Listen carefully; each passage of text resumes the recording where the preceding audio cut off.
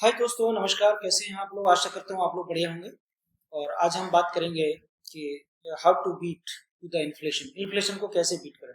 तो कोई एक इन्फ्लेशन किसी इकोनॉमी में, जो अगर भारत जैसी इकोनॉमी की बात करें तो भारत में जो इकोनॉमी है वो एक डेवलपिंग मतलब स्टेज में चल रही है, मतलब और बहुत सारी ग्रोथ की अपॉर्चुनिटी है भारत में। तो इन्फ्लेशन तो होना ही लाजमी है। और दूसरी बात, अगर किसी इकोनॉमी में इन्फ्लेशन नहीं होता तो वो इकोनॉमी ग्रोथ नहीं कर पाती। तो इन्फ्लेशन जो डेवलप्ड कंट्रीज हैं उनके लिए अलग मैटर है। लेकिन भाई इंडिया की बात करें तो इंडिया एक मतलब ऐसा डेवलपिंग कंट्रीज है, मतलब लेस डेवलप कंट्रीज है। और लेस डेवलप कंट्रीज की अगर इकोनॉमी की बात करें तो इन्फ्लेशन होना लाजमी है। इकोनॉमिक्स की थ्योरी भी कहती है कि एक जो फिलिप्स कर्व होता है, फिलिप्स कर्व की अगर बात करें तो वो भी ये बताता है कि एक लेवल पे मिनिमम मतलब अनएम्प्लॉयमेंट रहेगा और इन्फ्लेशन, दोनों चीजें एक साथ इकोनॉमी में रहना ही रहना है। इन्फ्लेशन कम नहीं हो सकता।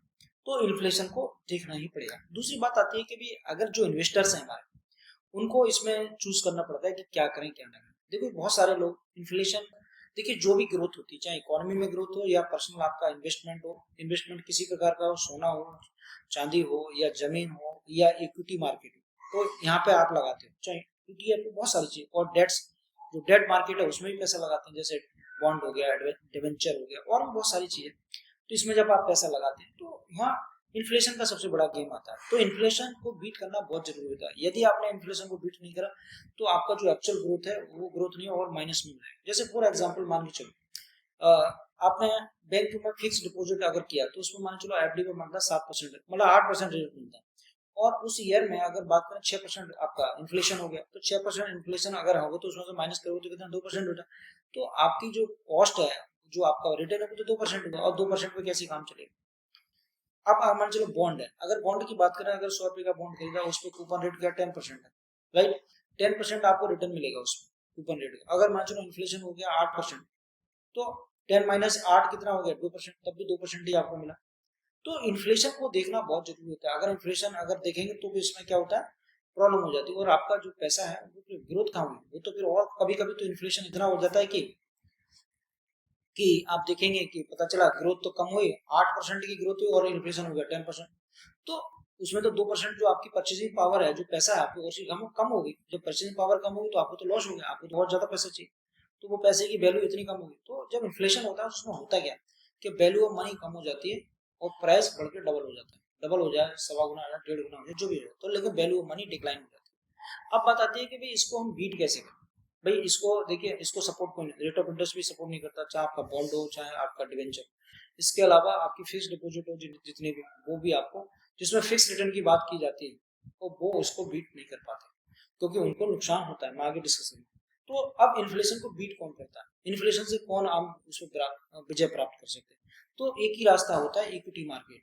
जब जो इक्विटी मार्केट, जैसे हम स्टॉक मार्केट कहते हैं, स्टॉक मार्केट एक ऐसी जगह है जहाँ इन्फ्लेशन, यहाँ ये मार्केट पॉजिटिवली लेता है उसको, और उससे आपको बढ़िया रिटर्न बना के देता है, और इन्फ्लेशन को वहां बीट कर पाते हैं। तो ये बहुत एक जरूरी बात है। तो अब इसका लॉजिक क्या है, जैसे हम स्टॉक मार्केट की बात करें तो स्टॉक मार्केट और इन्फ्लेशन को कैसे बीट कर देता है, इसको समझना बहुत जरूरी है। जैसे मान के चलो कि जैसे आपने बॉन्ड में पैसा लगाया, तो बॉन्ड में आपको रिटर्न कितना मिला, 10% मिल रहा है, और इन्फ्लेशन कितना हो गया, 8%, तो आपको रिटर्न कितना मिला, 2%। दूसरी बात सुनो, आपने आपने लगाया एफडी में पैसा, एफडी में पैसा लगाया, तो एफडी में पैसा लगाया, आपको रिटर्न मिला 7.5%, और इन्फ्लेशन कितना हुआ, 6%, तो बचा कितना, 1.5%। आपने सुकन्या समृद्धि में पैसा लगाया, आपने बच्चों को मिला 8% रिटर्न, और इन्फ्लेशन हो गया 6%, 2% ही मिला। आपने किसान विकास पत्र में लगाया, तो किसी में भी लगा दो, तो ये आपको जब माइनस करेंगे उसका इन्फ्लेशन रेट को, तो वो रिटर्न कम आएगा। अब इक्विटी मार्केट की बात करें, इक्विटी मार्केट में क्या होता है कि इक्विटी मार्केट में जितने भी स्टॉक्स होते हैं वो कंपनियां होती हैं। मार्केट हमेशा, स्टॉक मार्केट हमेशा, इक्विटी मार्केट इन्फ्लेशन को पॉजिटिव रहती है। और इसके बात करेंगे, वेनेजुएला एक देश है, उसके उदाहरण से समझेंगे। तो पहले मैं आपको सिंपल चीजें समझा दूं। कहने का मतलब, जब इक्विटी मार्केट में कौन कंपनियां लिस्टेड होती हैं, तो कंज्यूमर वाली कंपनियां होती है, चाहे केमिकल हो, चाहे इंश्योरेंस हो, और चाहे एफएमसीजी कंपनियां हो। तो कंपनियां तीन प्रकार की होती हैं मार्केट में लिस्टेड। नंबर एक, B to C. B to C का मतलब होता है बिजनेस टू कंज्यूमर, कंज्यूमर को माल बेचने वाली कंपनियां होती हैं। और जैसे आपका इलेक्ट्रॉनिक्स हो गया, आपका एफएमसीजी हो गया, हॉस्पिटल हो गए, आपके कपड़ा गारमेंट्स हो गए, और आपके इलेक्ट्रॉनिक्स हो गए, बड़े लॉट ऑफ चीजें, मोबाइल बेचने वाली कंपनियां हो गई। तो दुनिया की कंपनियां हैं, तो अलग अलग चीजें सब का कंज्यूमर बेचती है। तो सब माल कंज्यूमर को बेचते हैं। सर्विस प्रोवाइडर कंपनियां होगी जो कंज्यूमर को सर्विस देती हैं। तो कंज्यूमर बिजनेस टू कंज्यूमर, तो कंज्यूमर को माल बेचेगी। दूसरी कंपनियां होती है बिजनेस टू बिजनेस, जिसे कहते हैं B2B बिजनेस। वो कंपनियां क्या करती हैं, बड़ी कंपनियां, जैसे मान चलो महिंद्रा और कोई कंपनी टायर बनाने वाली है, कोई प्लास्टिक का मटेरियल बनाने, वो कार के लिए बना के देती है। और किसको देती है, महिंद्रा। वो कस्टमर को नहीं बेचती, कस्टमर क्या करे, राइट। तो ये होती है बिजनेस टू B2B बिजनेस। तीसरा होता है कंपनियां के बिजनेस टू B2G, मतलब वो बना के देती है और गवर्नमेंट को देती है। जैसे बहुत सारे, जैसे आजकल बात चल रहा है, जैसे कंपनी सब्सिडी दे रही है सोलर पैनल पे, और आपका देखें तो और भी बहुत सारे आइटम्स होते हैं जिसमें गवर्नमेंट को बना के देती है कंपनी, वो गवर्नमेंट से पैसा, गवर्नमेंट उनको पैसा देती है। तो कहने का मतलब है कि कोई भी कंपनी अगर पैसा बना रही है, मतलब कहने प्रोडक्ट बना रही है, तो वो मार्केट में बेचेगी ना बेचेगी। तो जब मार्केट में प्राइस, तो इसका मतलब क्या है कि वो अपना प्रोडक्ट बनाती है, मार्केट में बेचेगी। जब इन्फ्लेशन बढ़ता है तो क्या होता है, उन जो कंपनी के प्रोडक्ट्स हैं या सर्विस है, उनके प्राइस बढ़ेंगे नहीं बढ़ेंगे, बढ़ेंगे नहीं बढ़ेंगे। क्योंकि प्राइस बढ़ने का मतलब है, इन्फ्लेशन का मतलब होता है कि अधिक मुद्रा जो कम संसाधन है उनका पीछा कर रही होती है।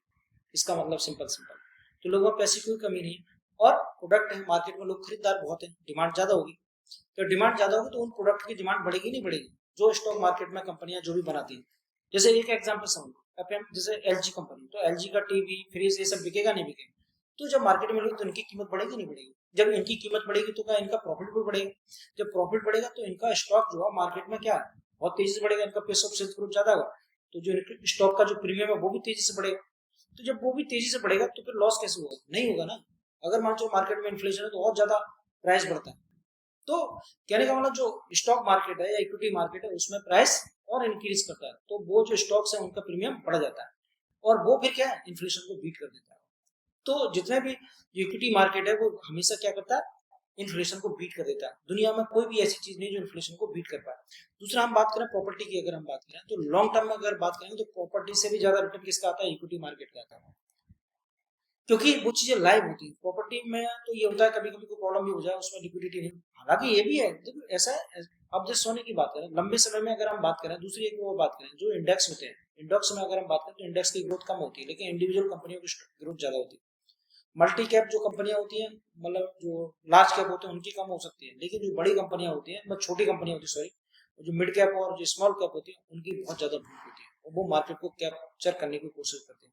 तो मेरा कहने वाला मतलब 100 बात की एक बात यह है, अगर इन्फ्लेशन बढ़ता है तो जो भी कंपनियां, उनकी सेवाएं और प्रोडक्ट भी महंगे हो जाएंगे, और वो महंगे होंगे तो देखिए कंपनियों में दो प्रकार की चीजें होती हैं। उनका पेस ऑफ सेल्स ग्रोथ बहुत मैन होता है कंपनी का, किसी कंपनी का पेस ऑफ सेल्स ग्रोथ मैन होता है, और पेस ऑफ सेल्स ग्रोथ के दो इंस्ट्रूमेंट होते हैं। पहला इंस्ट्रूमेंट होता है वॉल्यूम ग्रोथ। वॉल्यूम ग्रोथ का मतलब जब मार्केट में महंगाई होगी तो उसका प्रोडक्ट ज्यादा बिकेगा, नंबर ऑफ प्रोडक्ट ज्यादा बिकेंगे, नंबर ऑफ सर्विस ज्यादा लेंगे।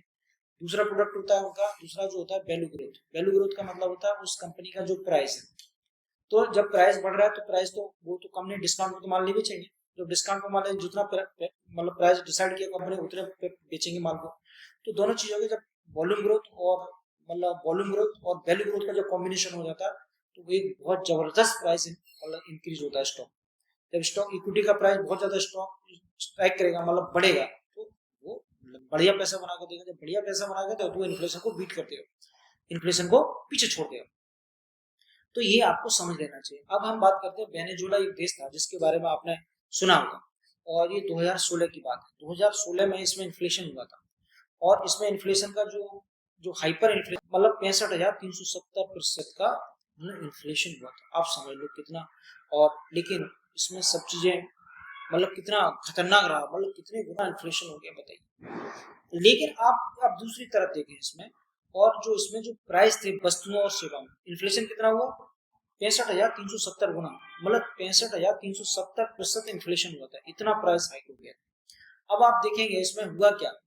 अब जो कंपनियां थी स्टॉक एक्सचेंज में, अब उसके स्टॉक एक्सचेंज की बात कर लेते हैं। उसमें कंपनी जो थी गुड्स और सर्विस प्रोवाइडर करने वाली, तो उनका जो प्राइस था मालूम कितना बड़ा था, 2018 की बात बता, तो ये बड़ा था 654 एक्स टाइम, मतलब गुणा टाइम, मतलब 654 टाइम्स, मतलब इतने एक्स हो गया था उसका प्राइस इन वस्तुओं का। तो आप देखिए कहने का मतलब इधर इन्फ्लेशन बढ़ा, उधर वस्तु और जो गुड्स सर्विसेज उनके प्राइस भी कई गुना बढ़ गए। तो इसके क्या हुआ, जब प्राइस कई गुना बढ़ गया तो स्टॉक में और ज्यादा मतलब तेजी हो गई, बूम हो गया। तो उन्हें इन्वेस्टर को बहुत सारा पैसा बना के दिया। अब दूसरी बात कर लेते हैं, यहाँ तो इन्वेस्टर को जितने इक्विटी मार्केट में पैसा लगाया उसको तो कोई लॉस नहीं हुआ, उसको तो भाई जिस रेट से इन्फ्लेशन बढ़ा उससे ज्यादा कई गुना उसका पैसा बढ़ा, कोई दिक्कत नहीं हुई। अब बात करते हैं इसी पीरियड में जिन्होंने बॉन्ड खरीद रखी थी। अब बॉन्ड पे तो क्या अभी निश्चित वो मिलता है, क्या मतलब बात करें रेट ऑफ इंटरेस्ट मिलता है, तो बॉन्ड में तो कोई उतार चढ़ाव नहीं आया, तो इन्फ्लेशन से उससे तो कोई फर्क नहीं पड़ा। तो उसके जो बॉन्ड की जो वैल्यू थी, जैसे हम बात करें बॉन्ड अगर कोई वैल्यू है, मतलब कोई 100 रुपए का बॉन्ड है तो उसको 110 रुपए मिलने वाले थे, वो पहले वो 110 रुपए में कुछ भी खरीद सकता था, लेकिन अब तो वो खरीद भी नहीं पाएगा, तो वो तो उसकी वैल्यू तो बहुत ज्यादा डिक्लाइन कर दी। तो ऐसे जो कहने का मतलब है मेरा कि जो बॉन्ड में इन्वेस्ट करने वाले थे उनको बहुत ज्यादा उनके मतलब जो कैपिटल या जो पैसा था वो एकदम वर्थलेस हो गया, मतलब उसमें कोई वेल्थ नहीं रही, वो खत्म हो गया।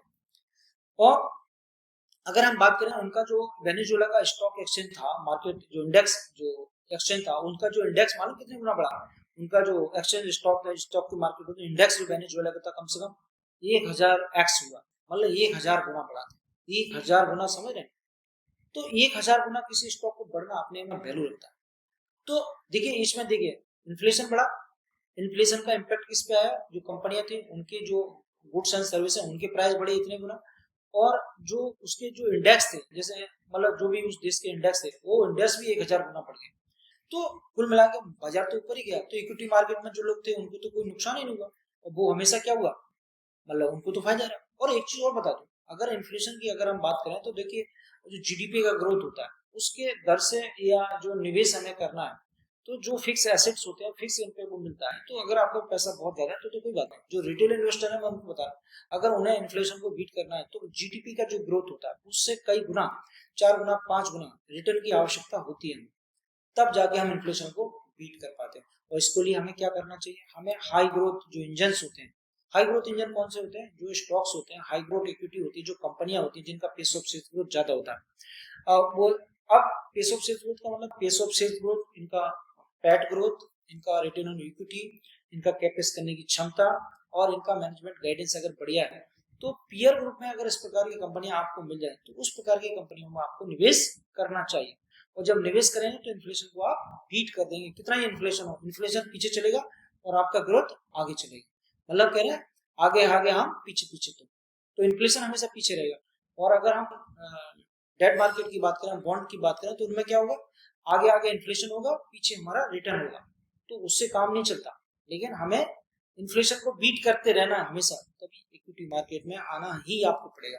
इसमें एक चीज और बता दूं, जो म्यूचुअल फंड में लोग पैसा लगाते हैं वो भी इसको इन्फ्लेशन को बीट कर पाते हैं, देखिए वो पैसिव इन्वेस्टमेंट कहलाता है, उसमें आपको एक हाई रिटर्न नहीं मिलता, पैसिव रिटर्न है। एक्टिव इन्वेस्टिंग अगर उसमें, क्योंकि जब आप खुद से करें तो एक्टिव इन्वेस्टिंग इसमें हो जाती है, लेकिन वहाँ पैसिव इन्वेस्टमेंट होती है, लेकिन वहाँ पैसा जो आपको देते हैं वो पैसिव इन्वेस्टमेंट के माध्यम से देते हैं, लेकिन पैसा वो जनरेट करते हैं एक्टिव इन्वेस्टिंग मेथोलॉजी से। तो जितनी एएमसी कंपनियां वो ये काम करती है, तो जो लोग म्यूचुअल फंड में लगाते हैं वो भी उनका ग्रोथ आगे रहता है और इन्फ्लेशन पीछे रहता है, और जो खुद से इक्विटी मार्केट में रहते हैं और उनका जो ग्रोथ आगे होता है और इन्फ्लेशन पीछे होता है, वो इन्फ्लेशन उनको बीट नहीं कर पाता।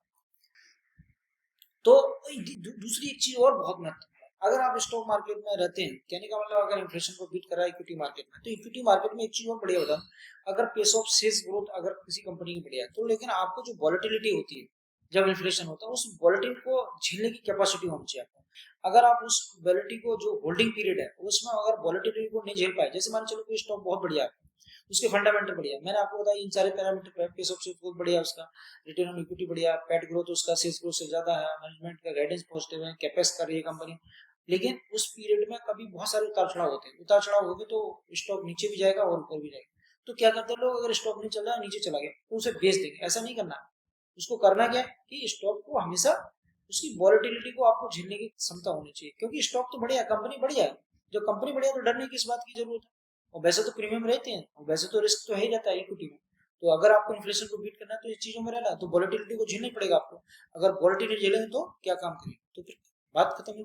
आपने बेंजामिन जो ग्राहम है उसका नाम सुना होगा, एक बहुत बढ़िया एक्टिव इन्वेस्टर था, और उसने बताया कि एक बुक लिखी इंटेलिजेंट इन्वेस्टर्स, एक किताब लिखी उन्होंने इंटेलिजेंट इन्वेस्टर्स। तो जो बेंजामिन ग्राहम की अगर बात करें तो उन्होंने कहा market are the more psychological, market क्या है, stock market, that is the market is more psychological and less logical. कहने का मतलब जो मार्केट होता है वो क्या है, जो इक्विटी मार्केट होता है, वो जो मार्केट है वो क्या है, वो साइकोलॉजिकल है ना कि लॉजिकल।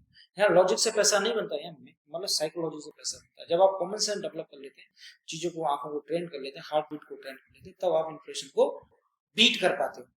तो हालांकि इन्फ्लेशन अभी मतलब जो भी चल रहे हैं हालात, लेकिन फिर भी अगर हम देखें तो मैक्सिमम अगर हमें पैसे का ग्रोथ करना हो तो आपको एक्टिव इन्वेस्टर बनना पड़ेगा, इक्विटी मार्केट में आना पड़ेगा, और इक्विटी मार्केट में ही आप इन्फ्लेशन को बीट कर सकते हैं और भविष्य का जो ग्रोथ है उसे तैयार कर सकते हैं। तो मेरा एक छोटा सा डिस्क्लेमर है, मैं किसी स्टॉक को बाय और सेल करने की रिकमेंडेशन नहीं देता, ना कोई टिप्स देता हूँ। केवल मेरा एक लर्निंग पर्पस के लिए चैनल है और मैं चीजें सिखाने की कोशिश करता हूँ कि आप एक्टिव इन्वेस्टर बनाओ, एक साइकोलॉजिकल तरीके से सोचो, जो लोग सोचते हैं उससे आगे सोचो आप, जो लोग नहीं सोच पाते हैं उस चीज को आप सोचो, और इक्विटी मार्केट से पैसा बनाओ, वेल्थ क्रिएशन करो और अपने सपनों को साकार करो। तो एक बार ट्रेंड हो जाओ, जो ट्रेंड हो जाए, चीजें समझ आ जाए, तब आप उस चीज को करिए। तो इन्फ्लेशन को बीट करना बहुत जरूरी है, क्योंकि भारत में इन्फ्लेशन आते समय में आते रहेगा। भारत एक डेवलपिंग कंट्री से लेस डेवलप कंट्री, तो इन्फ्लेशन होना स्वाभाविक है। तो इन्फ्लेशन को हम जो इक्विटी मार्केट है, स्टॉक मार्केट है, उससे बीट कर सकते हैं। और जो लोग नहीं करना चाहते वो मतलब म्यूचुअल फंड से भी उसको बीट कर सकते हैं, लेकिन जो डायरेक्ट काम करते हैं और चीजें अपने हिसाब से करते हैं उनके लिए ज्यादा पॉजिटिव होता है। तो मेरा वीडियो आपको सही लगा होगा, तो अगर आप चाहते हैं कि इस प्रकार का वीडियो आपको मिलता रहे आने वाले समय में, आपकी जो वैल्यू एडिशन है, आपकी नॉलेज है, उसको अपग्रेड करें, तो चैनल को सब्सक्राइब कर लीजिए और बेल आइकन को प्रेस कर दीजिए, जिससे की वजह से आपको आने वाले समय में जो भी वीडियो है वो आपको मिलते रहे। तो इसी के साथ बात खत्म करते हैं। जय हिंद, जय भारत।